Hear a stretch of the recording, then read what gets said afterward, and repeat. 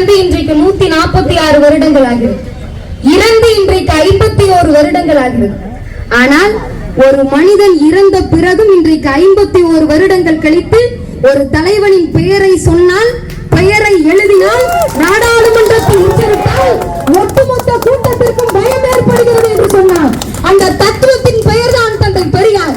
அந்த தத்துவத்தின் பெயர் தான் திராவிடம் என்று சொன்னால் யோசிச்சு பாருங்க. கொஞ்சம்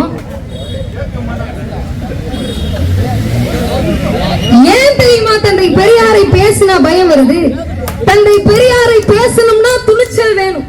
தந்தை பெரியாரை பேசணும்னா தைரியம் வேணும். கருப்பு சட்டை போடுவதற்கும் கருப்பும் சிவப்பும் கலந்த கொடியை தூக்குவதற்கு ஒரு தைரியம் வேணும்.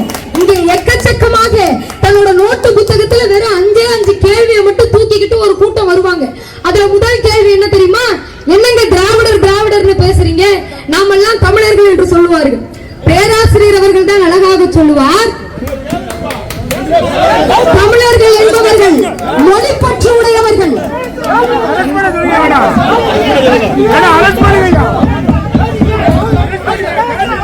தமிழர்கள், பேராசிரியர் அவர்கள் அழகாக சொன்னார், தமிழர்கள் என்றால் மொழிப்பற்று உடையவர்கள், திராவிடர்கள் என்றால் மொழிப்பற்றோடு கொஞ்சம் சுரணையும் உடையவர்கள் என்று சொன்னார். சுரணையுடைய தமிழர்கள் அத்தனை பேரும் திராவிடர்கள். இந்த நாட்டில் மன்னர்கள் ஆண்டாங்க, எத்தனையோ முகலாயர்கள் இஸ்லாமியர்கள் ஆள வந்தாங்க, எத்தனையோ பேர் ஆட்சி செய்தாங்க, கோயில் கோபுரங்கள் தோன்றியது. ஆனால் இந்த மண்ணுக்கு, இந்த மனிதர்களுக்கு கல்வியை கொடுத்த இயக்கம் திராவிட இயக்கம். முதலாக ஒடுக்கப்பட்ட பிற்படுத்தப்பட்ட தாழ்த்தப்பட்ட மக்கள் படித்தது திராவிடர் கழகத்தினுடைய ஆட்சியில்.